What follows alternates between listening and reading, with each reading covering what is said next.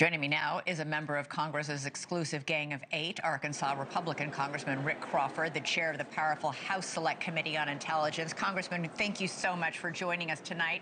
So first, let's do Greenland. There's so much to talk about. Trump is claiming victory with this framework of a deal. Critics say he needlessly insulted our allies and damaged NATO. And he did back down after threatening tariffs and possible military action to take Greenland. At some point, do you worry, are you concerned that this kind of negotiating tactic could backfire?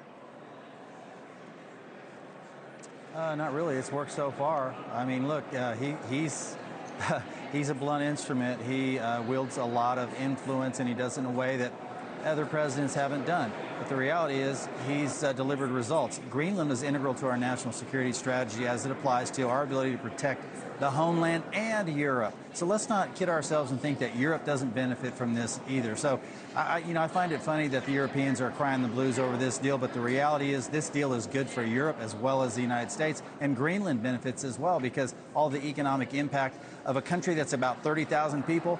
Heck, he could have gone to Greenland himself and had a town hall and got the results, because I think the people in Greenland would have supported this too, and they have. Okay, that's your point and perspective, but what is this deal? Do you know? Maybe you're privy to it, but we haven't heard any real details yet, and Trump said it's still being negotiated. Yeah. Well, President Trump didn't call me and loop me in on this one. He didn't? But I will say this. No, he didn't. I would say, though, that he's delivered some really good results. I have confidence that this is a deal that's going to be very good for the United States. It will also be very good for Europe, and it will help be an important bulwark against an intrusive Russia and China, who are playing around not only in the southern portion of the Western Hemisphere, but also now being aggressive in the northern portion of the Western Hemisphere. So this is exactly what needed to happen. We've had a relationship with Greenland for decades. We have equities there, and this is really nothing to be upset about. And Europe I don't know why they decided to take issue with this, but I do think that the deal is done. I don't know the details of it, but good for President Trump. Zelensky of Ukraine became the latest world leader to warn Europe to prepare for a future in which America could no longer be counted on to come to its allies' defense. This is also what the Canadian Prime Minister warned in his speech in Davos. What did you make of those two speeches?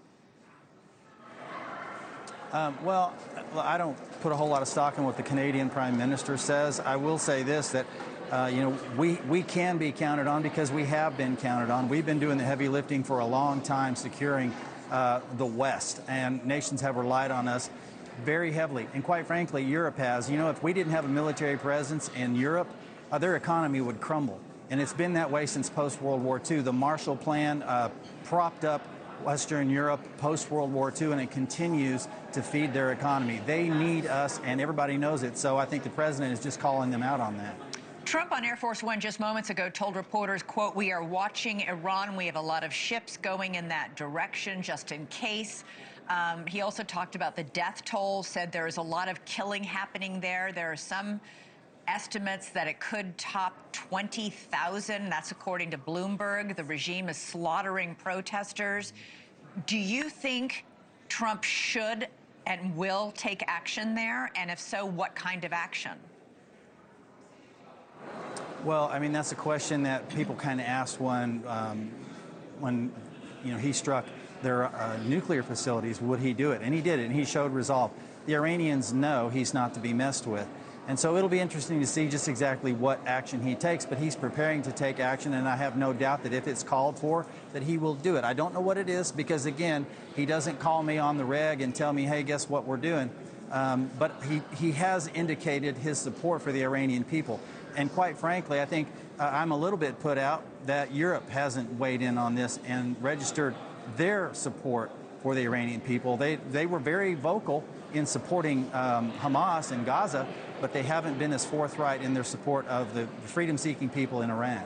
Yeah, that's been noted that there are a lot of people who were protesting on behalf of the people in Gaza who have been remarkably silent when it comes to the people of Iran. Congressman Rick Crawford, always appreciate talking to you. Thank you. Thank you for watching. Subscribe below and download our NewsNation app right now on your phone, and you will get fact-based, unbiased news for all Americans.